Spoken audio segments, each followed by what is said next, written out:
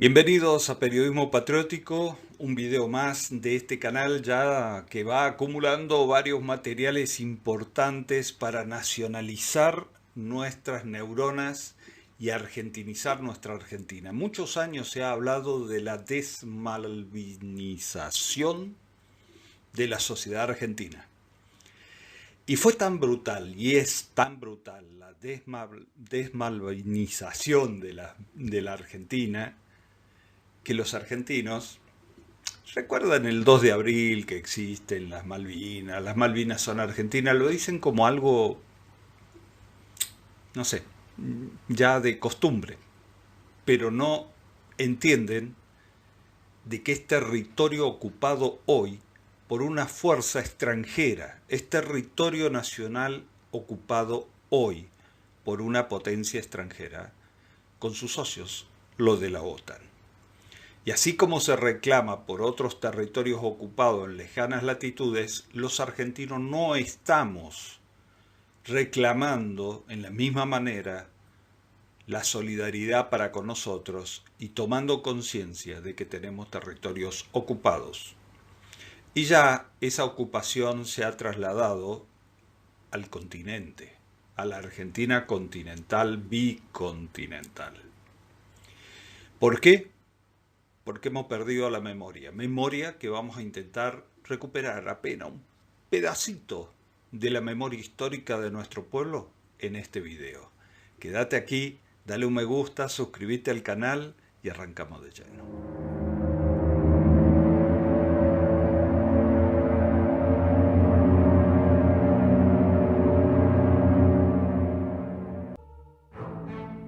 En 1947, la revista estadounidense de izquierda liberal The New Republic publicaba una información alarmante. La Argentina está preparando un plan militar secreto buscando la bomba atómica que no puede pasar inadvertido dado el potencial económico del país. También destacaba la posible emigración hacia ese país del famoso físico alemán y premio Nobel Werner Heisenberg. El semanario planteaba cómo un país ajeno a los conflictos internacionales podía modificar los equilibrios entre las grandes potencias de posguerra por primera vez. Era posible que las potencias triunfadoras permitieran que un país como Argentina, que había declarado la guerra al eje pocas semanas antes de su derrota, desarrollara un plan independiente de energía nuclear que nadie, fuera de los Estados Unidos, poseía. Era tolerable que los avances en tecnología atómica de la Argentina se debieran a la cooperación de científicos alemanes del extinto Tercer Reich. ¿Acaso la tercera posición que proclamaba el general Perón, equidistante del capitalismo y el comunismo, encubría un posible cuarto Reich en América del Sur? ¿Por qué la propaganda oficial de los Estados Unidos hizo todo lo posible por identificar a Perón con los nazis? ¿Hasta qué punto Perón, las Fuerzas Armadas argentinas y la población civil simpatizaban con el nacionalsocialismo? El plan nuclear argentino incluía también el desarrollo de una bomba atómica, aquella que no llegó a lograr Adolf Hitler.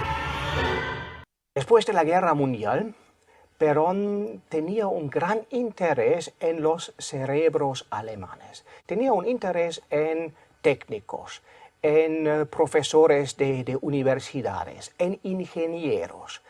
Y para ellos, la Argentina tenía una puerta abierta. Él fue muy activo, o su gobierno fue activo, en tratar de reclutar científicos e ingenieros alemanes para desarrollar fábricas argentinas de armamento y municiones. Eso es muy claro. Hasta podría darles los nombres, si quisiera, de unos 200 ingenieros alemanes que fueron traídos a un costo considerable para que participaran en diferentes actividades.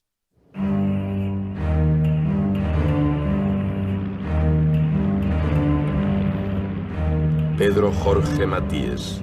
Esta fue la nueva identidad de uno de los 3 ciudadanos trasladados, pero su verdadero nombre era Kurt Tag.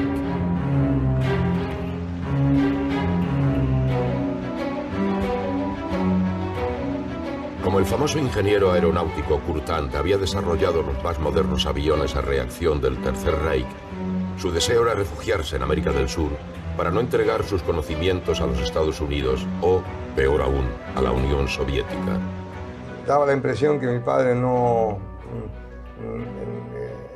Era muy reciente el fin de la guerra y no tenía mucho ánimo de trabajar para los que habían sido los enemigos.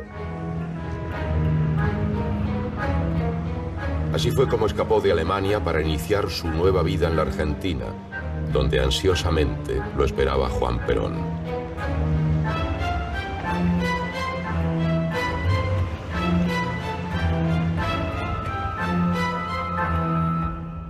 Apenas asumió el gobierno, Perón designó al frente del flamante Servicio de Inteligencia del Estado al hijo de Ludwig Freude, Rodolfo, quien también fue miembro de la Comisión Peralta, cuya tarea era facilitar refugio al peculiar flujo inmigratorio alemán de posguerra.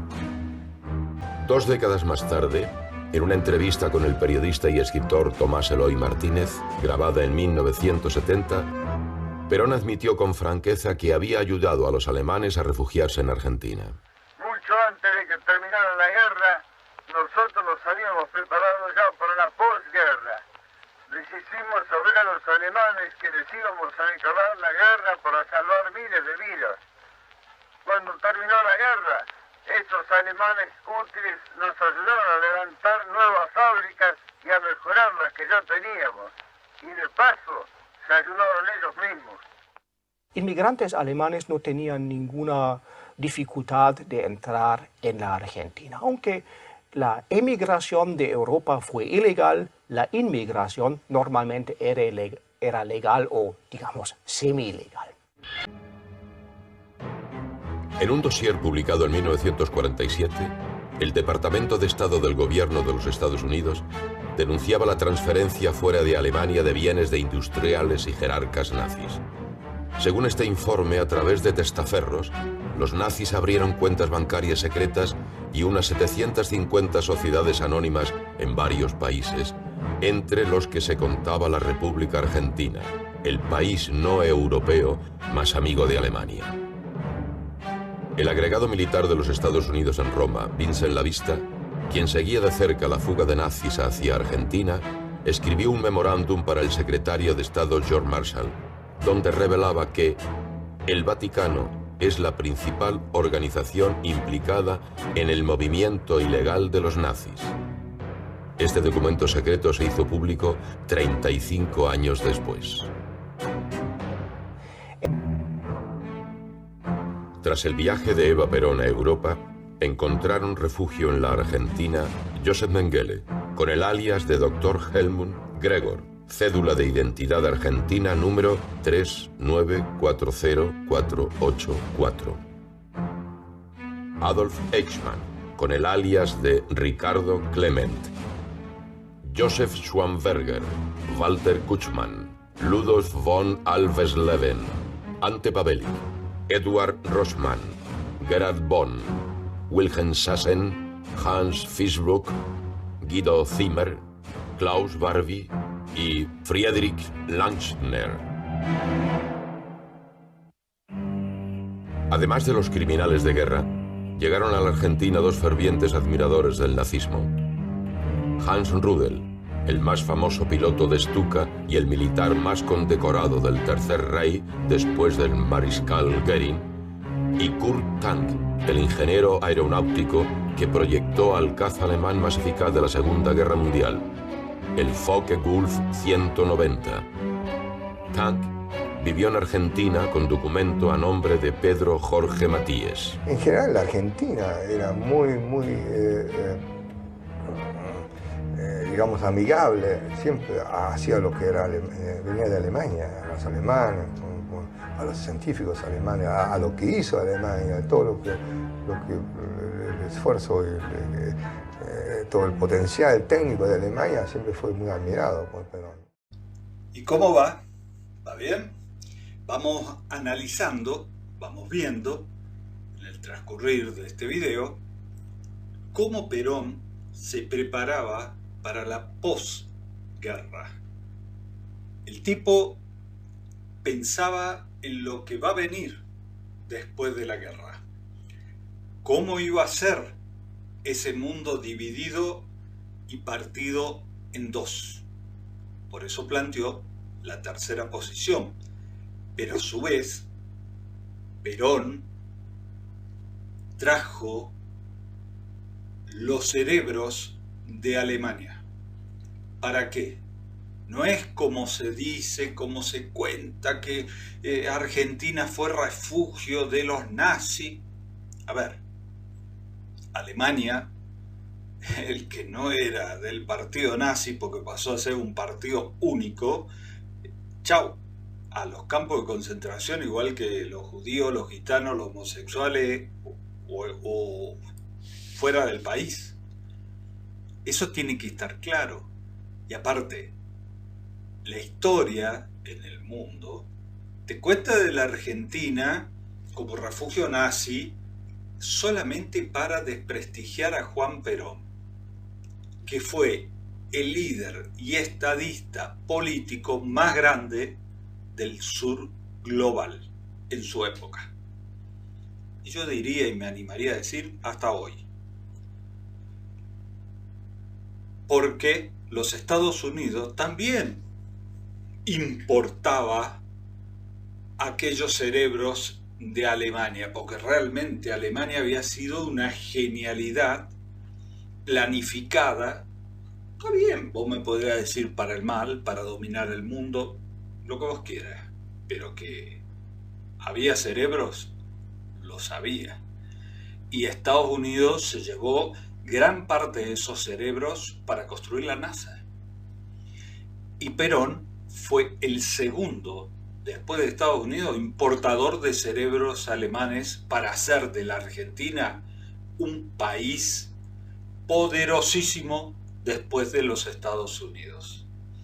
Pero, ¿era Perón nazi?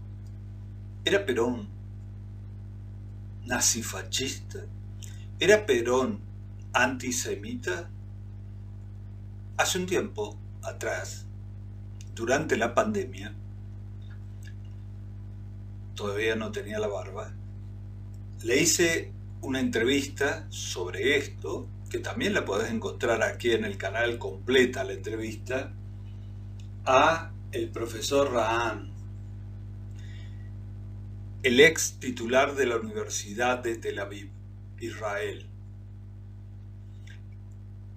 Un tipo que tiene una biblioteca entera escrita en libros, uno de los hombres más lúcidos del mundo universitario israelí. Con él hablé y le pregunté, pero desde la concepción de ustedes, desde Israel, ¿era considerado un líder antisemita? Esto nos respondió. Se suele decir que Perón le dio refugio a los nazis. Y en la Argentina, especialmente los que acá se conoce como los gorilas, los antiperonistas, suelen repetir, incluso hoy, en tiempos modernos que podemos chequear información, buscar, se sigue repitiendo de que Perón era nazi porque había dado refugio a los nazis, sin indagar cómo, por ejemplo, los norteamericanos se llevaron cerebros nazis y construyeron hasta la NASA con cerebros nazis. Pero es Perón el nazi. Usted como judío, ¿cómo lo, y que ha estudiado, cómo lo calificaría esto? Bueno, creo que hay varios temas aquí que hace falta analizar. Entraron varias decenas criminales de guerra en la Argentina de la posguerra mundial, sí, sin ninguna duda. Por ejemplo, es el caso más notorio, ¿cierto? Pero no solamente él y no solamente alemanes, también croatas y claro. Eslovacos, etc. Pero hay que primero ver si se trataba de una política estatal sistemática, o si en la mayoría de los casos entraron con documentos falsos, con la ayuda de alguna gente dentro de la Argentina, pero no como parte de un esfuerzo del gobierno peronista de atraer a estos criminales a la Argentina. El caso de Eichmann que has mencionado precisamente muestra eso. Entró en el país con documentos falsos y no es que se recibió por alguna autoridad en algún momento, no es que consiguió un buen trabajo, no es que consiguió una linda casa. Cuando llegan los agentes del Mossad para averiguar si efectivamente se trataba del criminal de guerra nazi, no podían creerlo, porque ¿cómo puede ser que un criminal de guerra tan destacado vive en un lugar tan pobre? Si hubo un intento sistemático por parte del gobierno peronista, era de atraer a científicos y técnicos alemanes que colaboraban con el Tercer Reich, pero no eran criminales de guerra, por lo menos no según la definición jurídica de este concepto. Pero en aquel momento hubo competencia entre distintos países, las grandes potencias, pero también países, digamos, medianos, cada uno intentando aprovechar de esta derrota alemana para atraer a científicos y técnicos ya formados en la industria alemana. Y otra cosa es que al hablar de la entrada de criminales de guerra nazis, hay que adoptar una perspectiva comparativa y ver, ¿era Argentina el único país en dejar entrar a criminales de guerra nazis? Claro que no. Puedo mencionar a muchos casos de distintos países bajo distintos regímenes de todo color ideológico, ¿no? Estados Unidos de Braden. Estados Unidos, la Unión Soviética, Canadá, Claro. Sudáfrica, Ahora, Bretaña. ¿por qué el mito de la Argentina de Perón, refugio de nazis? Para mí fue parte de este esfuerzo norteamericano para castigarlo a la Argentina por esta neutralidad durante la Segunda Guerra Mundial.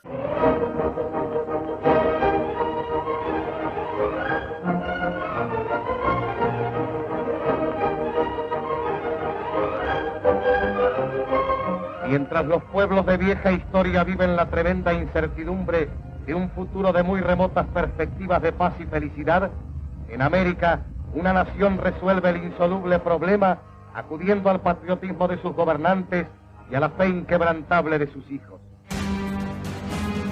En enero de 1945, la dictadura militar, cuyo hombre fuerte era el coronel Perón, creó la Fuerza Aérea Argentina.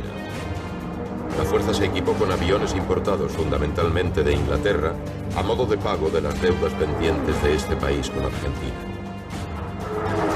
Pero el régimen militar deseaba desarrollar una ingeniería propia. Con esta motivación contrató al ingeniero aeronáutico Kurt Tank, quien comenzaba a trabajar en el Pulky 2, basado en el proyecto del Focke-Wulf TA-183. La nueva creación voló a partir de 1950. Como parte de ese programa que utilizaba tecnología alemana y expertos alemanes, del cual hice mención antes, que intentaba traer ingenieros y químicos, trajeron a este hombre, Kurt Tank, quien era un excelente piloto, creo, y a otra gente para ayudar a construir una fábrica de aviones. Produjeron algunos prototipos de aviones y eso funcionó bien. Bueno, mi padre era realmente era la combinación ideal de un constructor de aviones, ¿no? Porque era el único de los constructores alemanes que volaba, y eso es una gran ventaja, porque él sentía la aerodinámica del avión, y lo podía, todo lo que él teóricamente ideaba, lo probaba, ¿no? Y eso es muy importante, ¿no? Poco después de llegar a la Argentina, el ingeniero Tank recomendó al presidente Perón que incluyera al físico austríaco Ronald Richter en el creciente plantel de científicos y técnicos alemanes al servicio del gobierno peronista. Tang estaba realizando un excelente trabajo en la fábrica militar de aviones de Córdoba con el Pulqui 2 y su recomendación fue atendida por Perón. A mediados de 1945, el coronel Perón se había convertido en el militar más influyente y poderoso de la Argentina. El gobierno de los Estados Unidos fue totalmente en contra de Perón. Ese embajador Braden, sí, fue muy famoso en aquel entonces, pero fracasaron. Entonces empezó un tiempo de embargo y boicot, una enemistad casi entre los Estados Unidos y la Argentina. Pocos meses después, la revista The New Republic sorprendió al mundo con su artículo sobre el plan nuclear militar secreto de Perón. En rigor se trataba de un plan de desarrollo científico nuclear que había sido desarrollado por el prestigioso doctor Enrique Gaviola, por entonces el presidente de la Asociación de Físicos Argentinos y director del Observatorio Astronómico de Córdoba. El físico argentino había estudiado en Berlín durante los años 20, donde fue alumno de gigantes de la física como Einstein, Courant, Bohr y Planck. El artículo fue escrito por William Missel y acusaba a los físicos argentinos de querer fabricar una bomba atómica para el dictador Perón y demás, un montón de cosas. Muy alejado de eso, porque Gaviola justamente era totalmente antiperonista, digamos, estaba totalmente divorciado del gobierno y él estaba apuntando a otra cosa. Toda la buena intención que llevaba el proyecto de Gaviola encontró su fin por la presión británica y norteamericana, pero más aún por el propio gobierno argentino, cuando el Poder Ejecutivo no dio su aprobación al proyecto. Perón le dio la espalda. Sin embargo, el flamante presidente de la Argentina tenía su propio proyecto atómico secreto.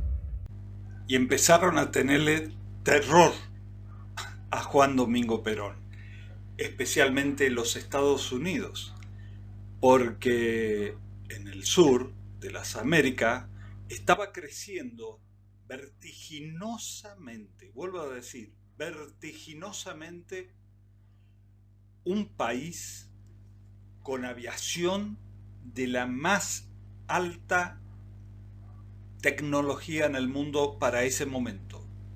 Y ahora estaba a punto de construir y de tener usinas atómicas y poder construir hasta una bomba atómica. Eso aterrorizaba al mundo porque a Perón no lo manejaban, porque a Perón no lo doblegaban, porque Perón no se encuadraba detrás de los lineamientos de ese mundo dividido en dos, entre Rusia comunista y los anglosajones, Inglaterra y Estados Unidos, que se mostraban como victoriosos de la Segunda Guerra Mundial. Claro que tenían terror, claro que tenían terror. Ahora, me vienen a hablar de la década ganada. Estamos hablando que Perón ganó en el 45. Y en 5 años, en tan solo 5 años, había convertido esta Argentina de vacas gordas y peones flacos no solamente en uno de los países con pleno empleo y justicia social, sino en un país que se paraba ante los poderosos con la tecnología más importante del planeta. Sí, del planeta. Al igual o de igual que los Estados Unidos de Norteamérica. ¿Cómo no lo iban a mandar a Braden a militar en las elecciones para que Perón caiga? Había que hacer cualquier cosa para detener a esta Argentina. De Perón a Milei. Comparemos qué hizo Perón en solo 5 años Después me vienen a hablar de década ganada. Finalmente la noticia llegó. Era el informe más esperado por Perón. Una causa de Estado en la que el presidente había apostado todo y aún más. El 16 de febrero de 1951, en la distante isla Huemul, en la Patagonia Argentina, se realizaba la primera fusión nuclear controlada de la historia, según el científico austríaco Ronald Richter. Con admirable sincronismo con el logro termonuclear, en febrero de 1951, el ingeniero Kurt Tank y su equipo presentaron a Perón el último prototipo del Pulqui 2, que voló con éxito sobre el aeropuerto de Buenos Aires. El general Perón observa las características de este formidable aparato, en cuya construcción se han aplicado las más recientes experiencias de la aviación moderna. Es un avión de caza del tipo monoplaza, dotado de una potentísima planta motriz que le permite alcanzar velocidades superiores a los 1000 kilómetros por hora.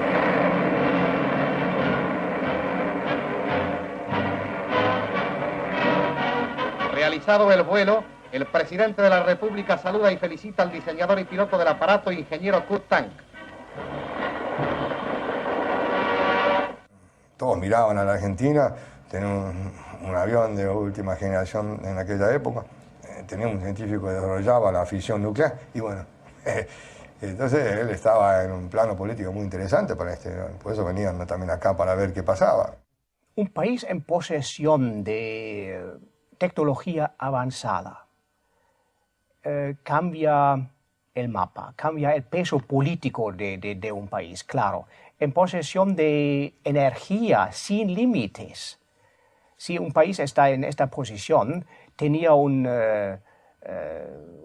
peso mucho más grande. Y si existe, por ejemplo, la opción de cambiar esta energía en un arma, eso también cambia mucho.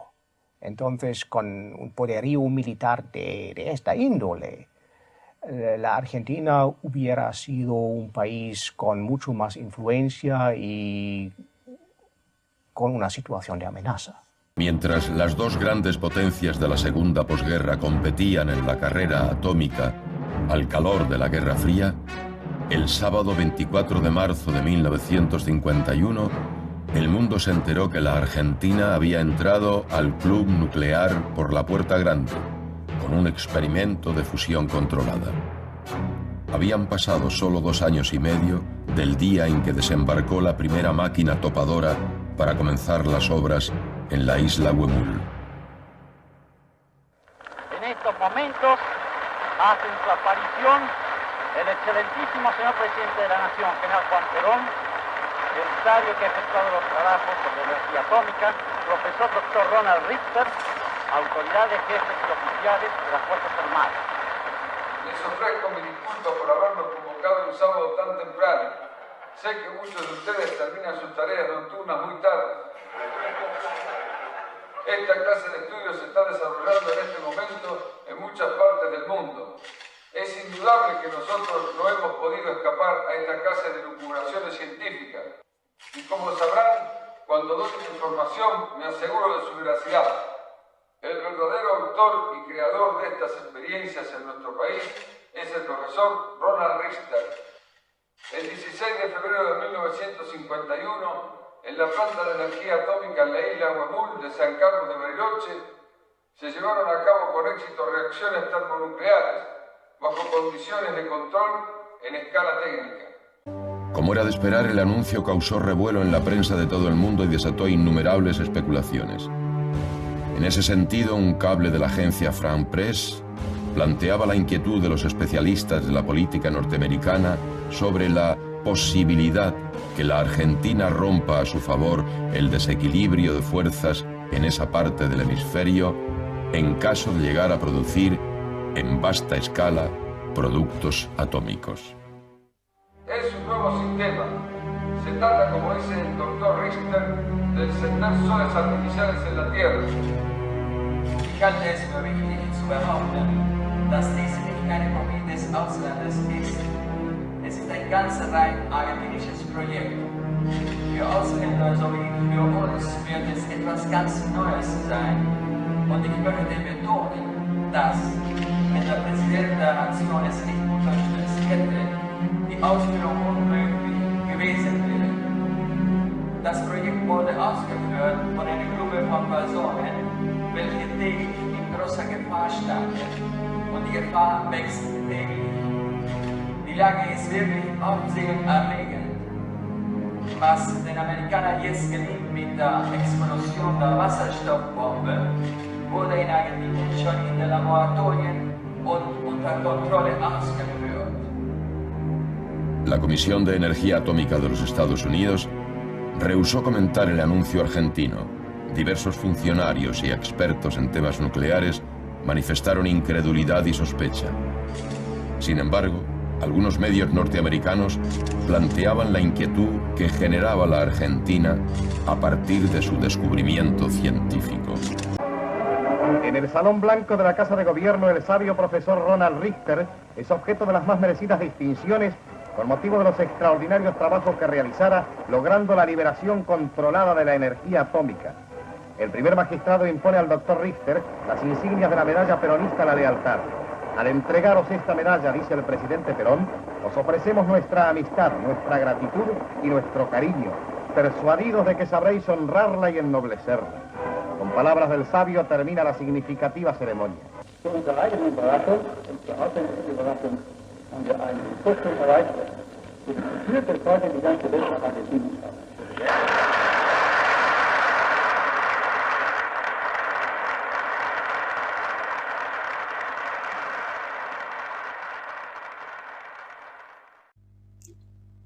Parte de nacionalizar las neuronas es tener memoria histórica, es conocer todos estos hechos, es pasarlo de generación en generación, porque si no, hoy nos encontramos con una generación que no tiene ni idea que la Argentina fue pionera en energía nuclear en el mundo.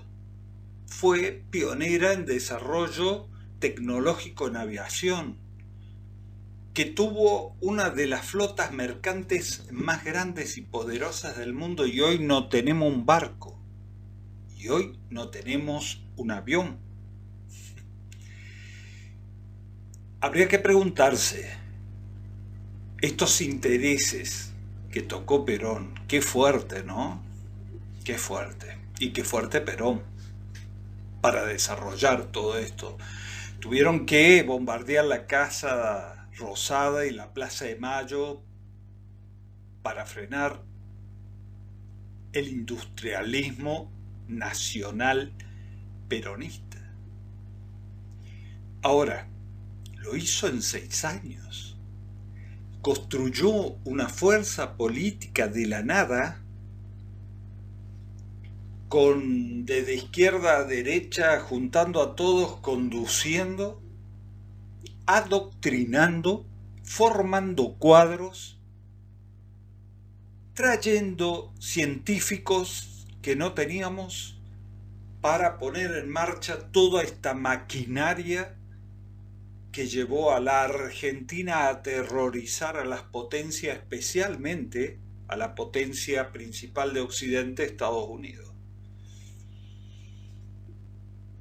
Nacionalizó los trenes, los ferrocarriles, que eran de propiedad inglesa, al igual que las tierras por donde pasaban las vías.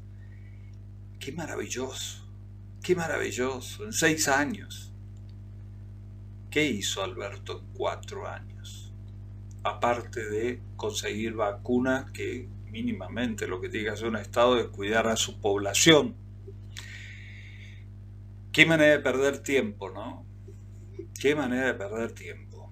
Muchos se dicen peronistas, pero en realidad, después del 55, no volvimos a tener peronismo. Lógico, ya estoy sintiendo que me están mordiendo acá, y la década ganada de Néstor y Cristina fueron el mejor gobierno en 40 años de democracia. De una democracia que no pudo volver a la matriz industrialista que tenía este país hasta el 76, cuando se da el golpe de Estado y se cambia la matriz argentina de industrialista a pasar a ser un país proveedor de materia prima y ligado a las políticas financieras internacionales, al globalismo financiero, con deuda externa. Hasta el 76 no había deuda externa, y la que había se la pagaba. Pleno empleo. Pensá, razoná, reflexioná antes de comentar acá abajo de este video. Ahora te traigo al presente, un poco más para acá.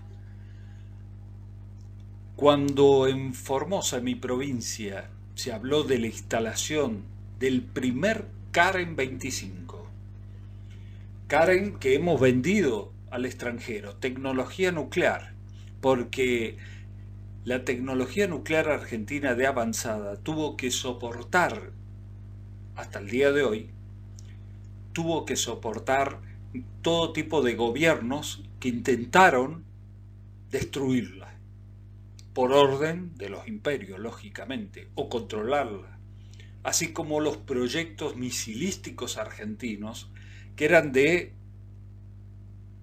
precisión y fueron desarmados en democracia.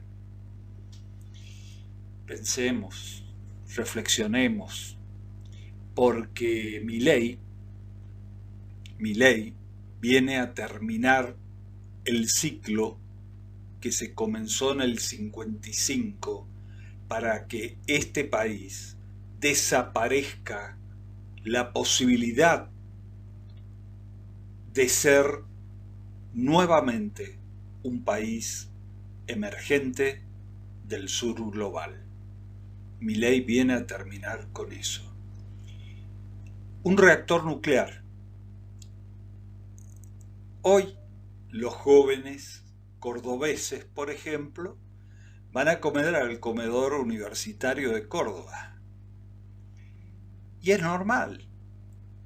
En ese comedor universitario de la ciudad universitaria de Córdoba hay un reactor nuclear funcionando, y yo supe visitarlo porque aquí en Formosa hubo una gran oposición a que se instale una pequeña central nuclear como el Karen 25. Karen 25 que, a propósito, Milei acaba de frenar su construcción cuando ya estaba terminado. Mirá lo que hicimos en Córdoba cuando visitamos el reactor nuclear en medio comedor universitario.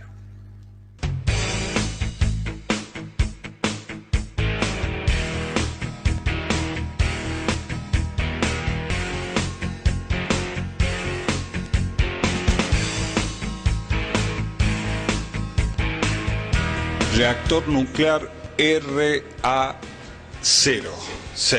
Estamos en la ciudad universitaria de Córdoba, en la Facultad de Ciencias Exactas, Físicas y Naturales. ¿Cuántos alumnos tendrá esta facultad aproximadamente?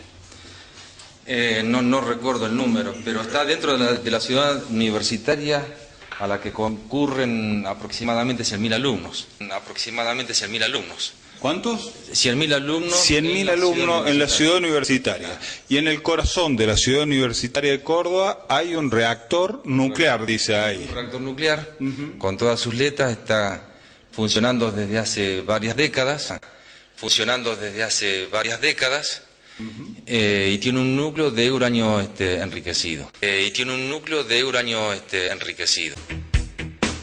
Salimos de ver el reactor nuclear que está en la Universidad de Córdoba. Estamos con el ingeniero. Ingeniero, ¿qué es este aparatito? Es un medidor de la radiación que pueda haber en el ambiente.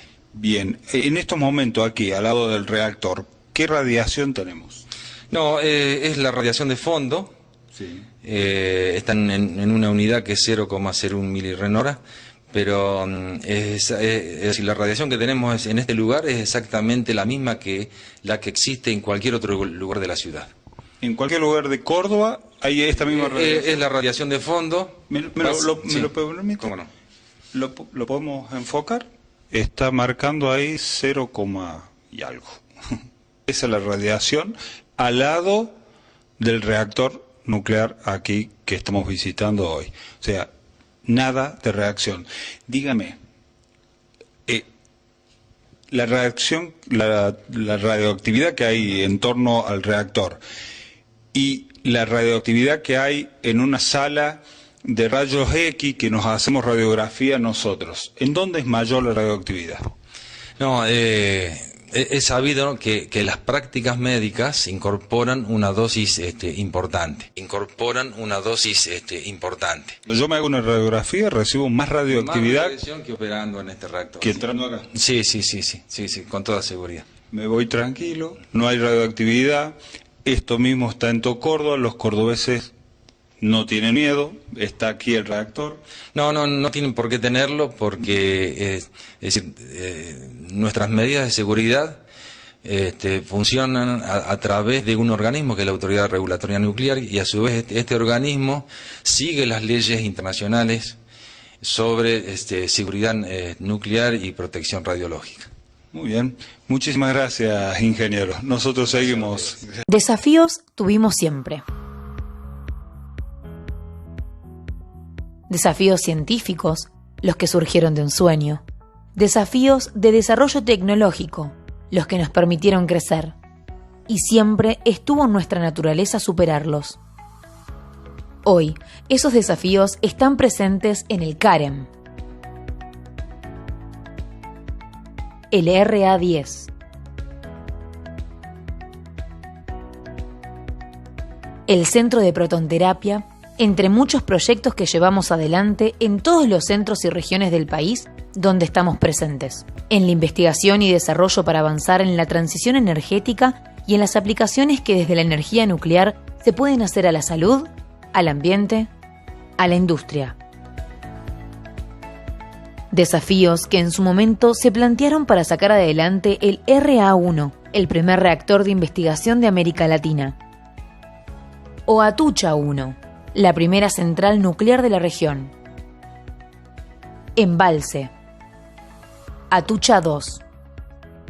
Cada obra primero fue un sueño, luego un desafío y finalmente marcó un hito. Cada una se trabajó intensamente con empeño y sobre todo compromiso. Ese compromiso logró que pudiéramos dominar todas las etapas del ciclo de combustible, con hitos históricos, orgullo argentino, como lo fueron obtener agua pesada y enriquecer uranio, o fabricar elementos combustibles para las centrales nucleares y los reactores de investigación, siempre desafiando los límites con un rumbo establecido, con consignas claras, usos pacíficos y soberanía nacional. Y para cumplir tantos sueños, necesitamos gente capacitada y formar a las nuevas generaciones.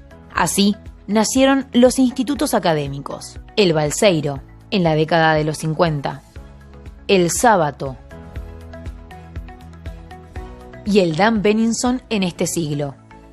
Los tres se complementan para nutrir al sector nuclear y para seguir cumpliendo el sueño de la autonomía tecnológica. Cumplimos 73 años de sueños, de empeño y coraje, que impulsaron los pioneros y llevaron adelante quienes siguieron sus pasos. Logros e hitos que fueron posibles gracias a lo más importante que tiene la CNEA, su gente. Comisión Nacional de Energía Atómica. 73 años de ciencia y tecnología de vanguardia para cumplir nuestros sueños de un país soberano. En la plataforma de servicio. Esto vendría a ser un dummy de la estructura verdadera del satélite que la está construyendo Inbam.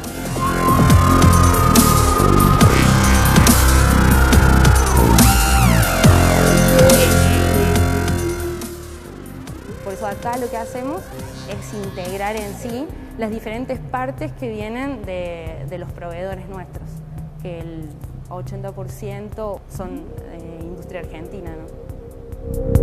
T-minus 10, 9, 8, 7, 6, 5, 4, 3, 2, 1.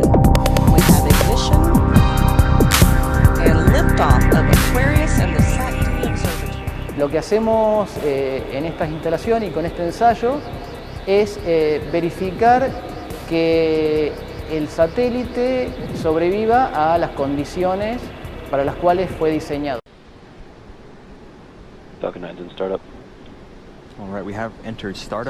Empezamos el modo de arranque, ahora la cuenta regresiva está bajo control de los circuitos internos. Etapa 2, lista para el lanzamiento. 15 segundos. T menos 15. 10, 9, 8, 7, 6, 5, 4, 3, 2, 1, 0. Ignition. And liftoff of Falcon. Despegó. East Coast Polar Launch, Ola, Argentina.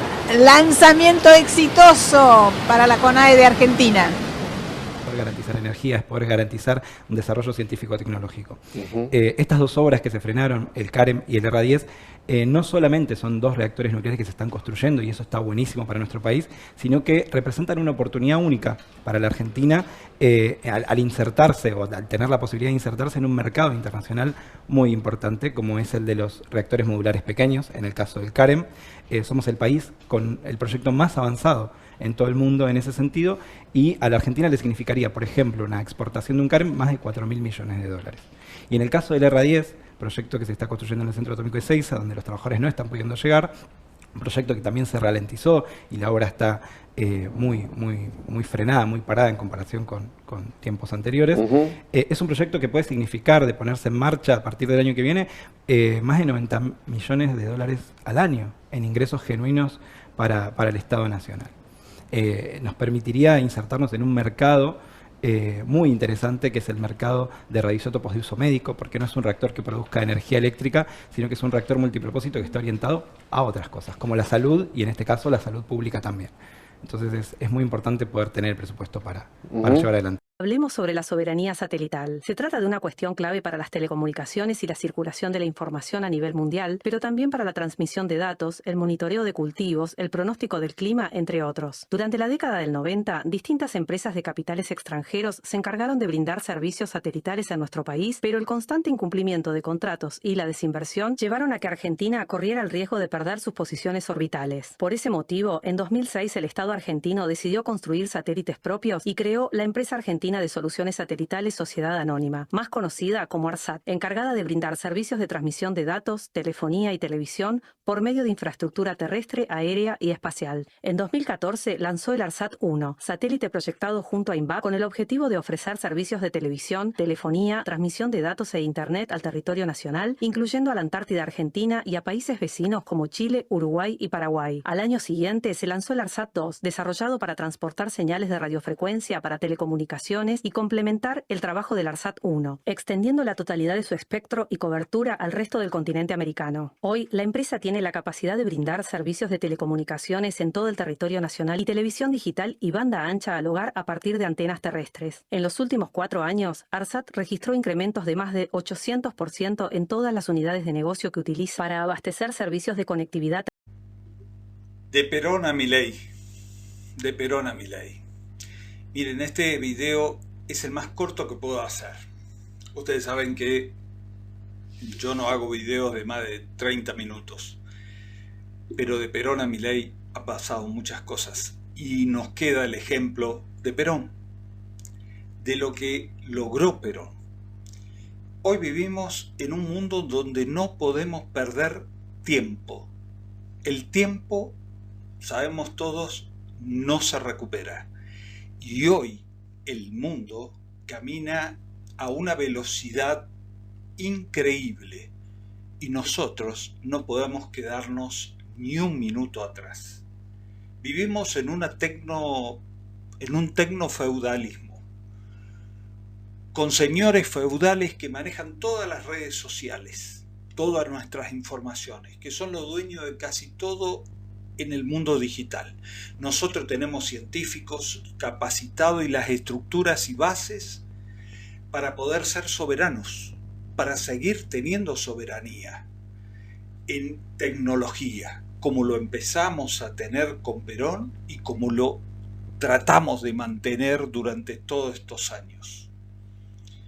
En un mundo en guerra, en un mundo de contexto de guerra, en un mundo donde la inteligencia artificial comanda la guerra, en donde en este mundo se respeta a aquel que es más fuerte tecnológicamente y militarmente, y la ciencia aplicada a lo militar.